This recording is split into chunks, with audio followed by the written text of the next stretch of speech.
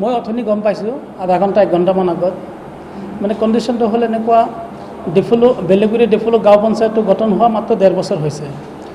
বেলেগুৰি ডেফুলো গাঁও পঞ্চায়তৰ যিটো জনসংখ্যা যিটো গাঁথনি পূৰ্বৰ যিটো গটঙা গাঁও আছে জিপি আছিল সেই জিপিৰে আপোনাৰ 70% জিপি আমাৰ বেলেগুৰিত সোমাইছে। অকল বেলেগুৰি গাঁওটোহে আমাৰ বেলেগুৰি ডেফুলোৰ লগত এড হৈছে।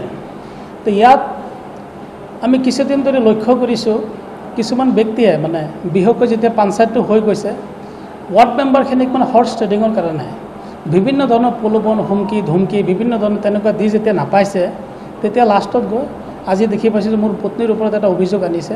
মই আপোনালোকে এটা কথা স্পষ্ট কৰি দিওঁ, মই যেতিয়া নমিনেশ্যন দিছোঁ তেতিয়া ভাৰতীয় সংবিধান মতে আৰু ইলেকশ্যন কমিশ্যনৰ যিটো গাইডলাইন আৰু সেই গাইডলাইনটো মই মোৰ মুখেৰে কোৱা নহয়, এই গাইডলাইনটো মই আপোনালোকক দি দিম।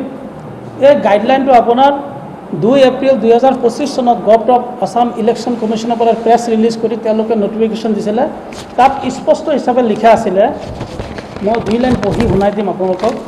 পেজ নম্বৰ 3 চিৰিয়েল নম্বৰ 4 ইয়াত লিখা আছে, কেণ্ডিডেট ফৰ এ গাঁও panchayat member should have pass the SLLC examination or equivalent examination under any council, any board recognized by the state or central government. এতিয়া মই এজন এক্স আৰ্মি, মোৰ পত্নী যেতিয়া 2021 পৰীক্ষা দিছে সেইটো কোনো দূৰত নহয়, তাৰ এইটো হোম ষ্টেচন, তাৰ নিজৰ গাঁৱত মই বিয়া হোজাইত পাতিছোঁ, তাত তেখেতে দিছে।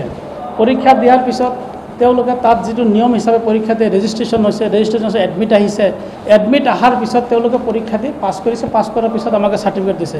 সেই চাৰ্টিফিকেট মই গাঁঠি যেতিয়া নমিনেশ্যন দিছোঁ তেতিয়া নমিনেশ্যনত অফিচাৰে চেক কৰিছে, এই গাইডলাইন মতে চেক কৰি মোৰ নমিনেশ্যনটো একচেপ্ট হৈছে।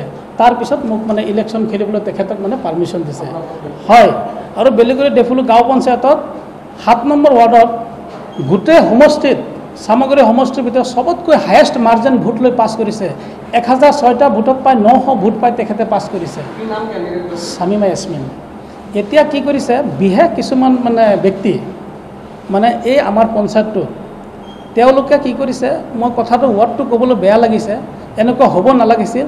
তেওঁলোকে এটা কমিউনেল এটা স্থিতি মানে তাত সৃষ্টি কৰি এজন ৱাৰ্ড মেম্বাৰ জিকিছে আমাৰ ডেফুলো গাঁও পঞ্চায়তৰ, যিটো আমাৰ ডেফুলো ৱাৰ্ডৰ বেলেগুৰি ডেফুলো গাঁও পঞ্চায়তৰ ডেফুলো পাৰ্টৰ, তেখেতক সভানেত্ৰী বনাব লাগে বুলি যোৱা 1 সপ্তাহ 10 দিন ধৰি এনেকুৱা দাবী ধমকি দি আছে, মানে ড্ৰাগছ দি ফচাই দিব, ঘৰৰ পৰা চুচুৰাই উঠাই লৈ আহিব।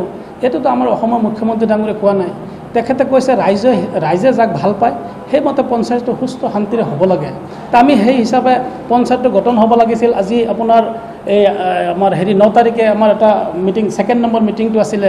তেতিয়া তেওঁলোকে কি কৰিছে, এই ডেফুলোৰ ৱাৰ্ড মেম্বাৰজনীয়ে আৰু লগত এজন জিতু বৰা বুলি এজন নগাঁও ডিষ্ট্ৰিক্টৰ মানে তেখেতৰ কোনোবা পদবী আছে, জিতু বৰা বুলি সহ সম্পাদক বুলি কয়, তেখেতে তাৰ ৱাৰ্ড মেম্বাৰ আৰু 2জন কংগ্ৰেছৰ ৱাৰ্ড মেম্বাৰ, যাতে আমাৰ পঞ্চায়তটো মানে তাত কোৰাম হিচাপে মানে যিটো পঞ্চায়ত গাইডলাইন মতে যিটো আমাৰ এটা ফলো হ'ব লাগে যে 1/3 মেজৰিটি হ'ব লাগে, সেই মেজৰিটিত যাতে আমি 7জন মানুহ হ'ব নোৱাৰোঁ, সেই 2জন কংগ্ৰেছী মানুহক আনি তাৰ এই জিতু বৰা বুলি ব্যক্তিজনে তাৰ ঘৰত আবদ্ধ কৰি তালা মাৰি ৰাখিছে যাতে আমাৰ পঞ্চায়তটো গঠন নহয়। এতিয়া চাওক, বেলেগুৰি ডেফুলো গাঁও পঞ্চায়তটোত 8জন ৱাৰ্ড মেম্বাৰ আমাৰ মাইনৰিটি মানুহ জিকিছে, 90% আমাৰ মাইনৰিটি মানুহ। এওঁলোকে কৈছে আমাক যদি ছাপোৰ্ট নকৰে পঞ্চায়ত বনিব নিদিম। এইটোতো কোনো আইনে কোৱা নাই এনেকৈ। আৰু আমি ইয়াত কিয় আমি বিসম্বাদ কৰিব লাগে? যাক ৰাইজে ভাল পাব তাক বনাব দিছে। ইয়াততো কোনো তেনেকুৱা মানে পক্ষপাতি কৰিব নালাগে। সেই পক্ষপাতিৰ বিশেষ কাৰণটো লৈ আজি এনেকুৱা এটা ঘটনা কৰিছে। যোৱা ৰাতি আমাৰ এজন ৱাৰ্ড মেম্বাৰক কৈছে ড্ৰাগছ দি ফচাই দিম। 3 দিন আগত আৰু এটা ৱাৰ্ড মেম্বাৰক ঘৰত গৈ ধমকি দিছে, মোক ছাপোৰ্ট নিদিলে তোমাৰ দোকান বন্ধ কৰাই দিম। তো এই গোটেই বস্তুটোৰ লগত আমাৰ নগাঁও জিলাৰ যিটো আমাৰ জিতু বৰা, তেওঁৰ লগত এজন জোনমণি বৰা বুলি এজন মানুহ আছে, তেখেত জড়িত। তো এনেকুৱা হ'ব নালাগে। মই বিশেষকৈ আপোনালোকে এটা অনুৰোধ কৰিম, সত্যটো সত্য হ'ব লাগে। তেওঁলোকে এই ভুৱা প্ৰচাৰ কৰি কোনোবাৰ ব্যক্তিগত ব্যক্তিৰ ওপৰত আঘাত আনিব নালাগে। লেডিজ মানুহ, যিহেতু লেডিজে মুখ্যমন্ত্ৰী কৈছে যে আগুৱাই যাব লাগে, তেখেত সেই হিচাপে আগুৱাইছে।